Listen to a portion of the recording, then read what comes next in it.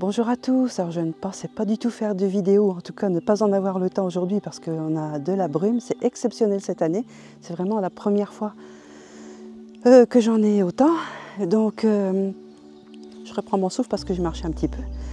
Et donc il faut faire vite parce que souvent elle ne dure pas longtemps et donc tourner une vidéo, faire des photos et tout, parfois il faut faire un choix.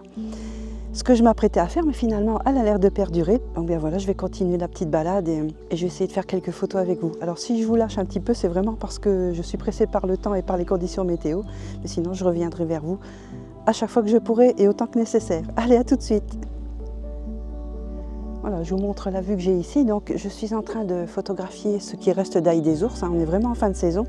Vous voyez les fleurs, si j'arrive à en approcher une, là, ici, elles sont en train de perdre leurs petits pétales, hein. C'est vraiment la fin, donc maintenant on va avoir des graines.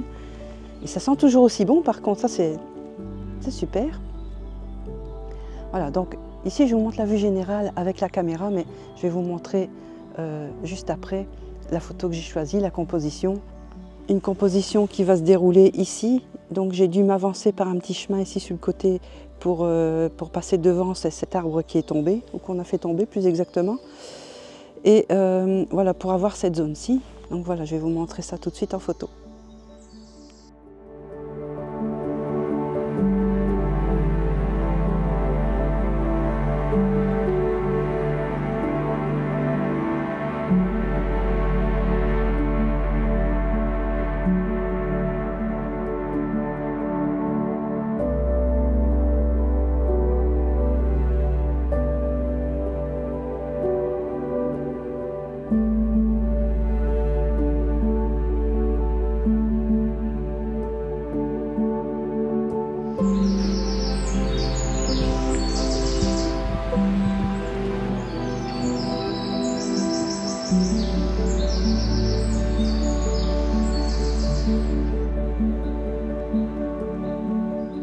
Voilà, donc je me suis arrêtée encore un petit peu plus loin, voilà, dans ce petit bosquet. L'ail des ours pousse de manière très localisée, donc j'ai du mal à obtenir des étendues aussi grandes que dans la vidéo précédente avec les jacinthes, où là on a vraiment des grandes étendues de fleurs. Ici, ce n'est pas du tout le cas. Ce sont des endroits très fouillis, vous voyez, très complexes, à l'image de la photo de forêt, hein, quelque part. Donc ici, j'ai trouvé cette composition. Et qu'est-ce qu'on peut faire pour améliorer ces photos? Eh bien, tout simplement, on va compter sur les lignes directrices, même s'il ne faut pas trop penser de manière géométrique, hein, il faut tout de même laisser de la poésie. Et donc, on va essentiellement ajouter de la profondeur. Alors, comment on obtient de la profondeur? Eh bien, voilà, on utilise un petit chemin comme ici, qui se dirige vers le fond. Bon, s'il serpente, hein, s'il va un peu en zigzag, c'est encore mieux, parce que là, ça mène le regard, ça fait cheminer le regard au travers toute la photo. Mais bon, ici, j'ai pris ce que j'ai trouvé. Encore une fois, en raison des difficultés de terrain. Je vais afficher les petites infos, comme ça c'est plus simple. Une ouverture f11 pour avoir de la profondeur de champ en suffisance, donc du début à la fin de l'image. Idéalement, je devrais faire un empilement de plusieurs photos, au moins une photo avec la mise au point ici, mais je vais la faire. Voilà. Et la deuxième mise au point au fond. Vous voyez, ça éclaircit l'image parce que je suis en mode de mesure de lumière centrale, donc voilà, ça me prend le plus possible sur la photo, ce qui fait que ça éclaircit en fonction de l'endroit où je fais de la mise au point. Donc si je fais ma mise au point sur une zone sombre, ça va s'éclaircir, et si je la fais au contraire sur une zone plus claire, vous voyez, hop, tout de suite le boîtier recalcule et m'ajuste la lumière. Donc après, bon, au moment de l'empilement, je vais évidemment arranger tout ça pour une photo homogène et éclairée comme il se doit, de manière naturelle sur toute la photo.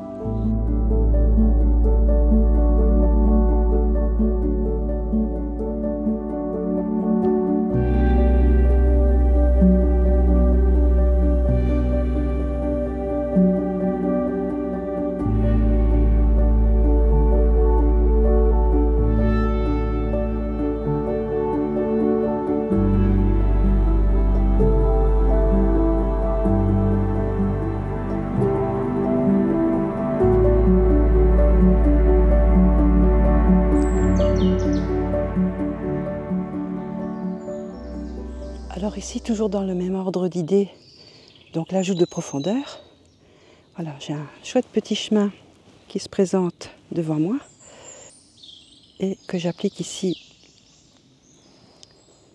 à cette composition qu'on peut voir ici. Alors j'ai utilisé les arbres ici, je trouve que ça encadre bien la scène avec d'autres arbres qui sont ici. Alors ici il faudra peut-être que je recadre pour éliminer ce petit morceau là, ça on verra bien à l'arrivée. Et voilà, ça nous donne encore une jolie photo, toujours avec cette brume bien présente.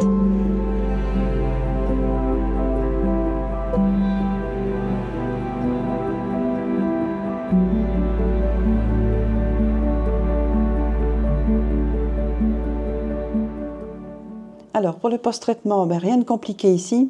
Alors on commence par un petit recadrage parce que vous voyez ici dans le bas à droite de l'image, on a des trous dans la végétation. Hop, on recadre un petit peu et de toute façon, ça ne fait pas de tort d'enlever un peu de fleurs parce que voilà, ça permet finalement de rééquilibrer légèrement la photo.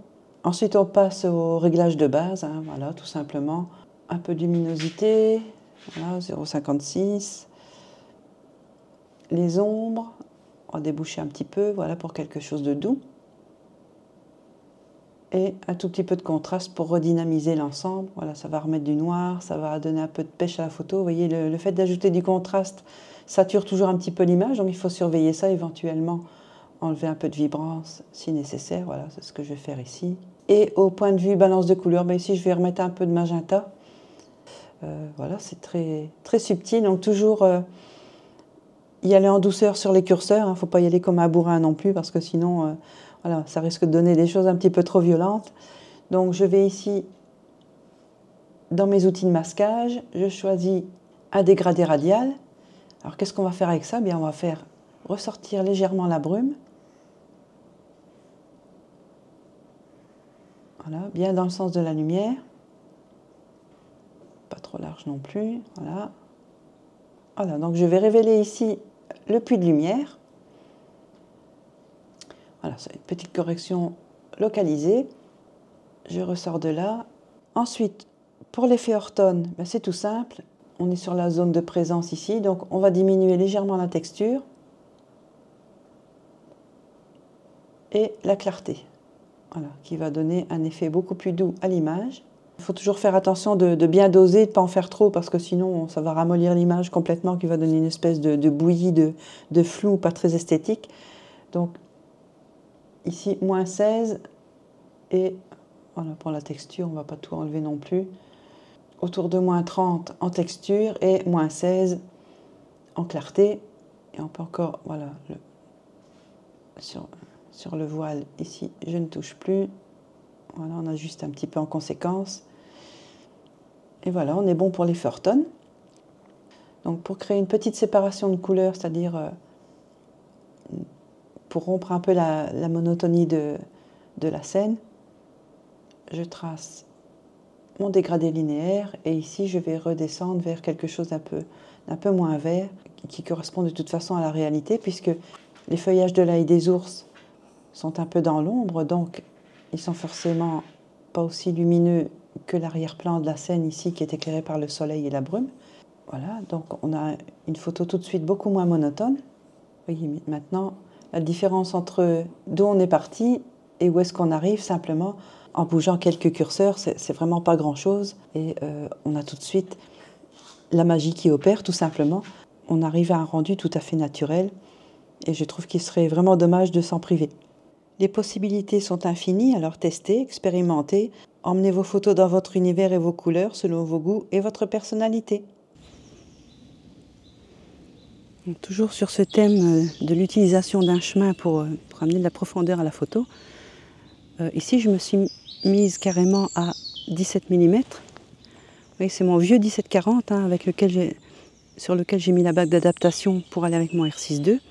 Et donc ici on va pouvoir jouer avec la déformation des perspectives, qui va amener aussi une certaine forme de ligne directrice dans la photo, qui vont guider le regard vers le haut. Mais voilà, tout le monde n'aime pas nécessairement cette déformation, donc on peut toujours la récupérer ensuite dans son logiciel de retouche, dans Photoshop ou dans Lightroom pour commencer. Moi je commence toujours mon traitement par Lightroom. Et si vraiment ça m'ennuie, eh bien, je pourrais au moins redresser un arbre ou deux. Celui-ci a l'air plus ou moins droit, mais celui-là penche carrément. Donc voilà, soit je le laisse parce que ça apporte quelque chose à la photo, soit je redresse si je trouve que ça n'apporte rien. Alors, au plus on va remonter le cadre vers le haut, au plus on va avoir cette impression de grandeur, d'immensité, puisque les arbres vont filer, la déformation de la perspective va encore s'accentuer. Et donc on peut avoir des ambiances complètement différentes. Vous voyez, cet arbre continue à bien pencher. Alors soit on n'aime pas et on corrige, et soit on aime et on laisse comme ça. Dans ce cas-là, ça va nous donner quelque chose d'assez original. Et c'est un style de photo qui est toujours intéressant à exploiter, à condition évidemment que ça fonctionne dans la photo et que les conditions s'y prêtent et que voilà, que tout aille bien. Allez, c'est parti pour la photo.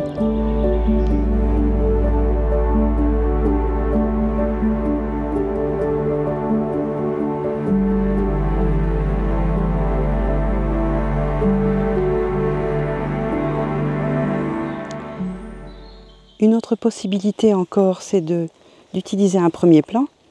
Comme ici, j'ai un groupe de feuilles qui m'a l'air assez intéressant. À première vue, hein. Après il faut toujours voir sur la photo ce que ça donne, hein, si ça rend bien ou non. Et donc voilà, je l'ai inclus ici au premier plan. Et je continue d'utiliser évidemment mes arbres ici en fond de scène pour agrémenter la photo et donner ce petit côté mystère à l'image. Vous voyez, mon trépied n'est pas très bas, hein. J'ai à peine déplié les jambes et remonté un peu la colonne. Si on regarde ici, ça monte, hein, ça fait une petite colline comme ça. Donc pas besoin de descendre encore mon trépied, mais il peut arriver certaines situations où je suis obligée de descendre, pas au ras du sol, mais presque. Donc afin de cadrer encore une fois sur cette zone-ci, qui me sert de premier plan. Alors comme premier plan, eh bien, on peut prendre tout ce qu'on veut, hein. On peut prendre un rocher, on peut prendre un bouquet de fleurs, quelque chose de coloré qui ressort du reste de la scène, et jouer avec ça. Voilà, donc ça s'y prête bien évidemment pour la photo au grand angle.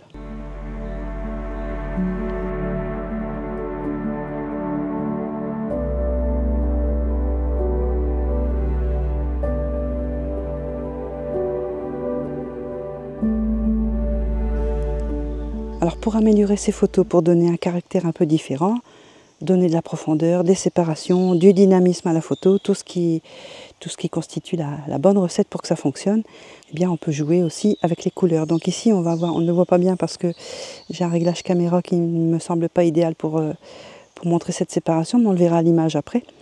Donc ici j'ai une zone ombragée plutôt bleutée et une zone ici éclairée par le soleil avec le puits de lumière qui arrive ici. Donc une zone qui va se retrouver dans les tons beaucoup plus verts, vert tendre des nouveaux feuillages de printemps. Et donc on en profite pour associer ça ensemble.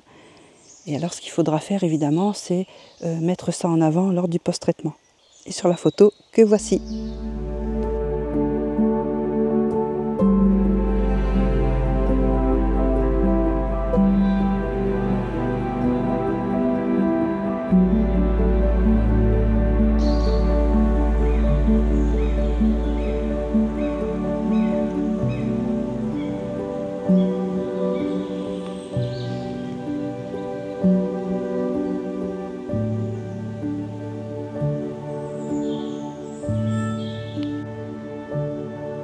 Voilà, donc ma séance touche à sa fin et je reste un peu sur ma faim aussi, c'est le cas de le dire. La saison est très avancée, pour ne pas dire presque terminée. Ça me donne quand même encore un peu de blanc dans le sous-bois, donc je peux encore faire quelques compositions intéressantes.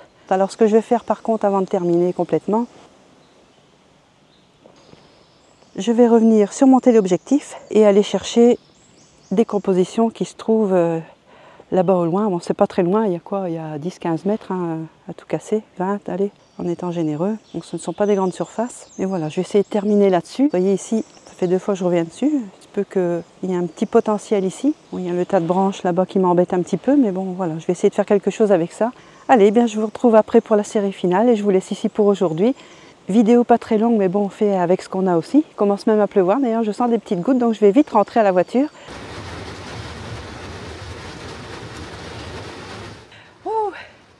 Tout juste, le temps de changer de chaussures et de faire le tour de la voiture, j'étais trempée. Allez, retour maison et à tout de suite pour la série.